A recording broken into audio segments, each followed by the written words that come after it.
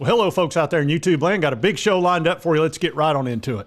All right, folks, we're going to talk about how the Alliance wrecked football. We're going to talk about the winners and the losers, and we're going to talk all about that. Now, I didn't do a show yesterday. I was unavoidably detained. Yeah, I was unavoidably detained on the golf course. That was a golf day. But I'm ready to go today. Well, whoop-de-doo. Get out. So let's get into this. And this was an article that came out yesterday by Ross Dellinger, and it's a darn good article. It talks about how the new college football playoff format came to be and how it kind of wrecked it for several conferences. We're going to talk about that and who misplayed their hand. We're going to talk about the alliance, that genius alliance that really creaked a couple of conferences in a major way. Alliance. All right, talks about back in 2022 at a convention hall at the Marriott in Indianapolis. They were all gathering together trying to figure out the college football playoff. And the Big 10, Big 12, SEC, ACC, the Pac-12 back when it existed, and of course the Group of Five and all of that. And they were all banging heads trying to figure out how we're going to do this playoff. And of course Greg Sankey wanted a 12-team playoff, and they formed this alliance between the ACC, the Big 10, and the Pac-12. Your brains need development. They wanted to fight Sankey, who wanted a 12-team playoff, which was supposed to happen last year. But because those three conference commissioners joined up and fought Sankey, they pushed it off a year, and that created a lot of problems, asked Florida State. They said they had 7 months of fighting over an expansion format that had finally led them to that moment. And that's when they formed the now infamous alliance. Said at some point, as discussions grew heated, Big 12 Commissioner Bob Bowlesby, frustrated and exhausted of the indecision, slowly packed his bag and began to rise from the table. And somebody told him the meeting was not over. Well, Bowlesby disagreed and said it was over for him. It's over. Nothing is over. Nothing. You just don't turn it off. So he walked on out. Now, needless to say, that led to a lot of what we're dealing with today and why we have winners and losers. We'll get into that here in a minute. And MAC Commissioner John Steinbrecher said our inability to conclude a deal 2+ years ago had a pretty significant impact on where the financials ended up. Pretty much the SEC and the Big 10 said, we're the big dogs. We're going to take our lion's share. And we were ready to deal with you 2 years ago. Now we're not. Now, of course, the Big 10 commissioner is no longer there. It's Petitti. And Petitti and Sankey are basically in league together. They formed their own power too and pretty much pushed around everybody else. Said what was on the table in 22 was simply different. The delay opened the door for continuing changes to where we ended up. And where we ended up was this. The SEC and the Big 10 get the lion's share of the college football playoff money, and really they get about the same per team. The only reason the SEC is a little bit more is because there's less teams in the SEC. ACC and Big 12 got about half as much money. Oh, no. No. And a lot of this led to the Pac-12 dissolving. Had they cut the deal a few years ago, I think they'd still be in existence. But, you know, that happens when you get into a position where you think you have a position of strength when you really don't. It says after the Pac-12's collapse, the swelling of other leagues, and increased pressure on revenue sharing, the sport's two juggernaut conferences negotiated a one-sided deal by using a lingering belief that they would abandon all others to form their own postseason, which they absolutely would have done. And Greg Sankey talks to that here in a minute. Says, absolutely, SEC Commissioner Sankey said, when we ended that set of meetings in January 22 without a decision, I was clear. If you're going to walk away from this opportunity, we're going to reevaluate our position on format, revenue sharing, and governance. People called me after the latest deal and said, why did you take a hard line? Why did you put us in this position? He said, you guys walked away from the deal. Yeah, Sankey was very clear with them in 22. He pretty much told them this. Don't be a fool. We can do this easy, or we can do it real easy. Well, I guess he decided he would do it real easy. Talks about how on Tuesday, college football playoff leaders, the 10 FBS commissioners, and Notre Dame, and as you know, Notre Dame is a conference in and of themselves, so they can't join another conference. They're their own island. Excuse me. There is a 6-year extension with ESPN They're paying $1.3 billion per year. And I already showed you the distribution. Big Ten, SEC get the lion's share. They get 58% total. ACC and Big 12 get like 31%.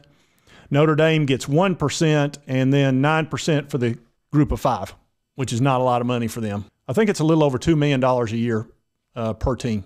So not a lot. Oh, here it is. They went to 1.5 from 1.2.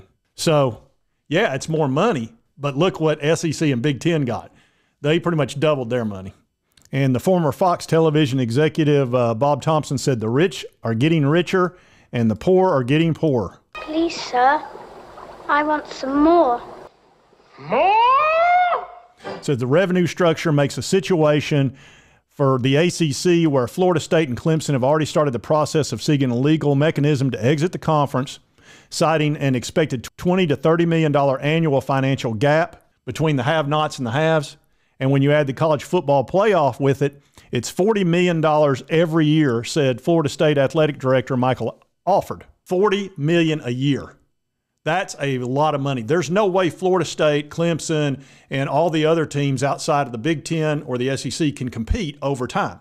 Facilities, money for players, which is going to eventually be probably directly from the school, they're not going to be able to do it. So Florida State has already dropped the hammer on the ACC, and so is Clemson. I don't see them being a part of the ACC starting at the beginning of this season. I think they'll be out prior to that. I think they'll go with the schedule they've got this year, and then they'll probably join the league after that. One of the big two. Jim Phillips, the ACC commissioner, described negotiations as incredibly difficult and challenging, and at times heated. And of course, he was a big member of the alliance. He's the only one that's left of the alliance. The other two retired, I believe. He said, I don't think anybody loved all of it, but everybody tried to message what they felt was important to their conference. He said, you bargain and push as hard as you can. There he is with the word felt. He's the same guy that said it didn't feel right to go to 12 teams so early and he wanted to wait a year. He's all about his feelings.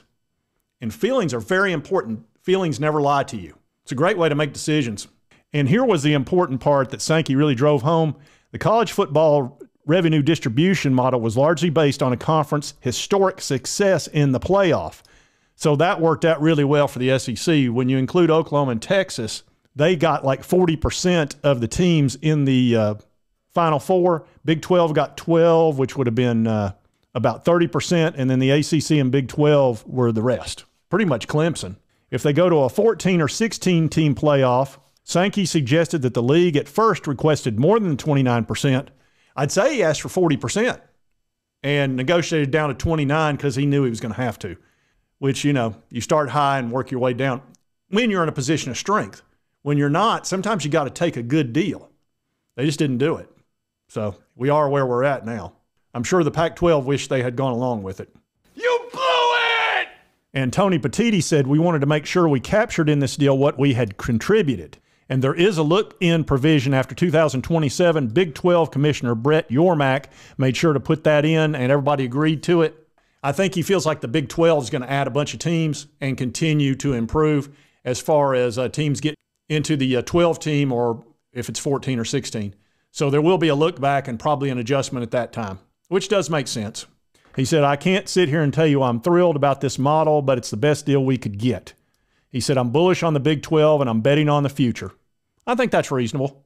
I think he also thinks the ACC might dissolve or it'll be much, much weaker and not adding as many teams into the playoff. How dare you! I mean, he can see the forest for the trees. You've already got two teams that are pretty much on their way out of the ACC, and that's the two biggest teams as far as football. It says, as the only individual school with a spot on the college football playoff governing board, Notre Dame held a unique place during the talks. He said, we were kind of Switzerland if Switzerland had a really big army. They're something. They are something. I don't know how to put this, but I'm kind of a big deal. Really? And Petitti actually said, I think we felt confident that we were willing, if we couldn't craft a deal, that we'd look at other options.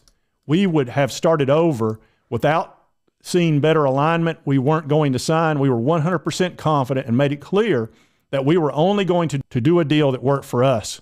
In other words, you can go along with this or we're out of here. SEC, Big Ten, and they probably would have taken Notre Dame with them. I still feel like Notre Dame's going to eventually join the Big Ten, but, you know, we'll see. So I think we can thank the Alliance for a lot of the chaos that has occurred. It played a role in the Pac-12 dissolving. It definitely played a role in the ACC being where they are, because had we had a 12-team playoff, Florida State would have been in it, and that would not have forced their hand like it has. They were so angry over that, they almost couldn't deal with it. After I crucify him, you next. Just stay out of my face, chump. Don't turn your back on me, second. We had a problem. And leaving the ACC, it just hastened it. It was going to happen anyway because of the money, but that just that made them so angry. And then Clemson followed in suit. So the Alliance has really done a lot of damage, and I did want to cover that today. And if you like this content, be sure to hit that like button. Lets me continue to cover college sports and all that good stuff. If you've not subscribed, it's right here on your right. Just hit this little button. I would certainly appreciate it. It would help me out. Doesn't cost you a dime. And right over here is the most recent video YouTube thinks you'll enjoy based on your viewing history. We'll see you next time on Sports Talk Jay.